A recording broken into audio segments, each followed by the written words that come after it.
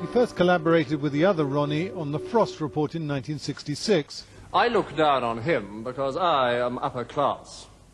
I look up to him because he is upper class. But I look down on him because he is lower class. I am middle class. I know my place. And I know my place. Hi, my name is Luke. I'm a 15-year-old boy and I live in Stockholm, Sweden. Hello, my name is Thomasine Bartholdson. I'm 15 years old. I live in Sweden, but I also have a second home in Chile where I spend around 2 months each year. I would consider myself as having both the ability and resources to make my way through life. Hi, my name is Lara Bonnier and I am 15 years old. As I attend a private school and both of my parents are successful investors, I certainly believe that I have been raised and am part of the upper class. My name is Axel Hagnö and I live in Danderyd, a wealthy commune in Stockholm, in an upper class household and go to school in year 11 at BIS with my fellow colleagues Luke, Lara and Thomasine. It would be no hyperbole to say that classism is one of the biggest issues that society faces today. To gain some preliminary market research, we conducted a short questionnaire about classism. We asked the teachers who work at our school different questions about classism and see what they had to say. We asked the question, do you think that there is a specific class that has been seen as inferior? 80% of all those answers said yes, and most of them said that the lower class were being seen as inferior as compared to the other classes. 70% of all responses said that classism is an important issue nowadays. As well as this, 73% said that there's a systematic oppression towards a class in our society. Once again, most of these answers said that it was the working class that was seen as being oppressed. I can quite confidently say that I will never have to worry about gaining basic necessities. However, millions, if not billions of people around the world cannot say the same. The solution long term is to make people care. Because if they do care, they themselves will take action. The hard work lies in researching the issue. Most people don't have the resources or time to do so. Therefore, we wish to do it for them. Of course, this will be an extra challenge, living in the epicenter of the coronavirus here in Stockholm. We will try our absolute best to try and formulate this documentary to help spread awareness around this issue. We have interviewed experts and regular people to provide both factual knowledge and personal opinion. Good evening, I'm Dominic Hollenby. I work at a bank and I am 54 years of age. My name's Mr. Bramwell. I'm a computer science teacher here at BIS. My name is Jonas Bartholdson. I'm a Swedish citizen. I work in our family company where I'm the head of the group company, so I'm kind of the boss. My name is Mr. Hennigan. I'm a teacher here at BIS and I'm originally from Ireland. Mid-30s. Okay, my name is Henry Comber. I live in Chile and I work with a company called Euro-America. My name is Sarah Aliasri. I'm 33. I'm originally from the Middle East, but born in Sweden. I've been doing research on this topic, class structure for 40 years at least. First in Sweden, but also comparative research with several countries. So my sort of addressing classism has been a lifelong project as somebody who was raised poor and knew pretty early on what the conditions and consequences of that were. But certainly in my 20s, I started to develop much more of an active social justice. But what would you consider class to be? Like, what's your definition? Well, it's funny because I looked it up, because class has actually come up as a thing in my subject. So the definition in my subject is a collection of things sharing common attributes. But more generally, I think if you look at it as a class, it's basically people that have similar social connections, economic, so financial, and educational status. But what's interesting, I think, is depending on where you fit, each of those you might look at in a different way. So if you're lower class, I think you might look at people who you think are upper class and think it's about money. Whereas I think if you're upper class, looking down, you would probably think it's more to do with education in order to advance from a working class position, when you're born in a working class family, I mean, education is the obvious way. If you succeed in taking a university degree and so on, there is a great chance that you get a kind of middle class job. But it's also been demonstrated that children born in working class families have more problems in starting university careers and so on. And there are many explanations for that, because they don't get so much support or encouragement and so on from their parents to really work hard in school and so on. And there is this, I don't know if you know this, well-known study from Britain. I mean, it's called Learning to Labor. I don't know if you heard about this book. That was a famous book in the 1970s. But that was a case study where this researcher studied working class kids in school, and he showed how they really themselves making some kind of opposition to school work, so to mean among friends, so on. That this was a way to really, what you say, shut off the possibility for mobility to a higher one, because that. So there is a kind of mechanism that reproduces working class positions in this say this education is just bullshit. So yeah, well, I'm appreciating that you're asking this question, because it's something that I think I have come to think that class has so much to do with choice, and how much choice somebody has over their circumstances. So from more of an academic or policy perspective, people often talk about class as an arrangement of occupation, education, and income. And I think it makes sense. Those are quantifiable to some degree. And so we can sort of create a formula for someone's socioeconomic status using those variables. What would you consider your class to be? Class is a complicated thing. People define themselves by it, but more importantly, they're defined by others. I think most people would regard me as upper class, but I'm conscious that those higher than me in the class order. Well, since I do not really convey to divide a society in classes, but I'm brought up in an upper middle class environment where we have had entrepreneurial companies since several generations back, but also where education has been very, very important. I think I'm not. If there would be a number of degrees of class, I would not be at the top, because there would be maybe some noble people or something. But I'm probably upper class in that case. Ah, interesting. Lower middle. So I was born in 1971.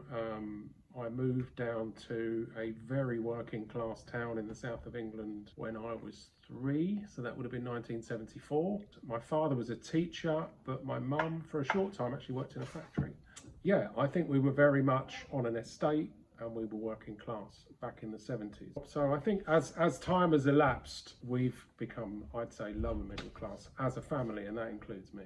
I was born into a family where my father had attended a relatively elite boarding school, and no one in my family had ever had a job. I don't think I was ever conscious of anything other than I was who I was, and there were those who were above and there were those who were below, and probably rather more below than above. I actually think class is an obsolete way of looking at a society, at least when you look at it in a Swedish context.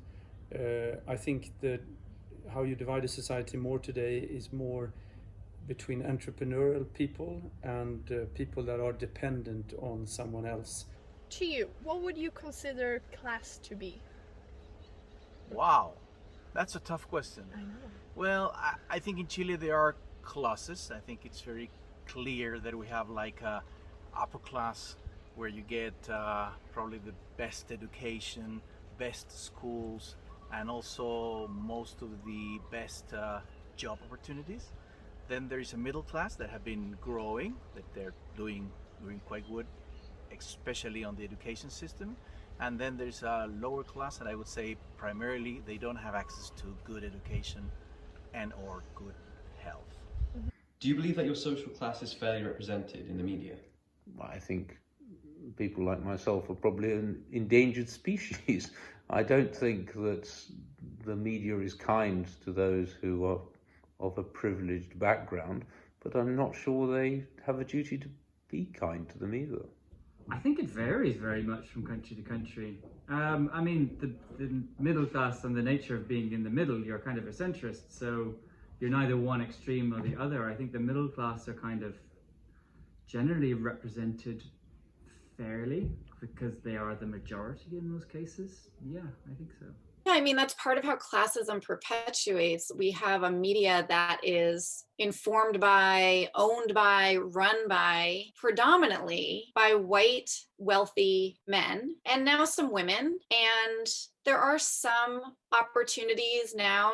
We're seeing some Black, Indigenous, and other people of color, queer people involved more in what is in the sort of mainstream media. But on the whole, it's absolutely, the media is stuck in reproducing the same stereotyped ideas of people, regardless of whether we're talking about class, race, gender, sexuality. Do you think that you can choose your class at all, or is it just an unsolvable subconscious prejudice? It's interesting, most of the societies that claim to be most egalitarian, Sweden being a good example, are remarkably conscious of everybody's class, what each parent did, where people live, where they came from, their standard of education. And whilst people accept that class mobility is possible in an economic sense, most people don't feel class mobility is possible in a social value or community sense. It's changing. I would say probably, I don't know, maybe 30 years ago was, I wouldn't say unsolvable, but very difficult to solve. Very, yes. Very difficult. Right now, the education is more open. There's a lot of possibilities to get special finance or even no charge at all during the education, and the education is a critical part in order to mix the classes, and then the result will be much more based on your effort and not where you're born or the class that you supposedly belong when you were born. Do you believe that classism is an important issue currently? Yes. Yeah. I believe in equal access to, a good education and healthcare system. I think in conjunction with racism, and sexism and heterosexism, I mean, these are working in conjunction with each other, but certainly classism is alive and well, very powerful, operating every single day in the policies of the governments globally, of organizations, businesses, in the media, interpersonally, as it is alongside racism and white supremacy. Or in other I don't believe it's an important issue at all, actually. I believe more it's other factors that are much more dividing people. We've been into a few of them: education and personality, and how you brought up with the ability to take care of yourself or the drive to take care of yourself. Obviously also segregation in terms of geographically where you brought up, in what neighborhoods, where you're often stuck and left out to a more criminal environment, which has grown a lot in the last, I think, 5 to 10 years in Sweden. Unfortunately, 7-8 years. It's important also to see what the general public think. So we went to the streets of Stockholm and interviewed random people walking across the streets. That's perfect. What would you consider class to be? What do you think class is? Class, it's a difference between people which depends on education and economic level, but it depends. Yeah. There's people with a high social class with no education at all, and there's people with very few money, which are really highly educated and nice. So, yes. But in other countries, do you think there's any issues in specific countries with classism? Not that I can think of, but yeah, I guess that the whole class system today is, at least in Sweden, I guess it's kind of segregated in different communities, so you could maybe say that there's classism in that. But in Turkey, do you think that there is a larger divide between the upper class maybe and working class? Like in Europe, yeah, it's like huge. I think. Huge, okay. Have you ever personally experienced class discrimination? Yes, I have been discriminated against many times in my life because of how I speak and because how I dress. Because poorer people, on some occasions, have objected to my apparent privilege. And why do you think that is? Because if I was them, I'd hate me too. They have every reason to hate me. I have everything and they have less, and I walk around as though I own the world. Well, it's interesting because I think any discrimination has not always been on the part. It's a sense that, like, I feel discriminated against. That doesn't necessarily mean that somebody was discriminating against me. So when I worked in Asia, I had a lot more money than I ever did in the UK, which opened up certain activities that I wouldn't necessarily have been able to experience, going to hotels, doing brunches. I went to an elephant polo match while I was there at a big complex, and I felt so out of place. What I was wearing didn't feel right compared to the other people. There was a whole area that was segregated that you couldn't go into unless you had a certain connection and things. So there was discrimination, but it was all in my head. I felt like I was being discriminated against.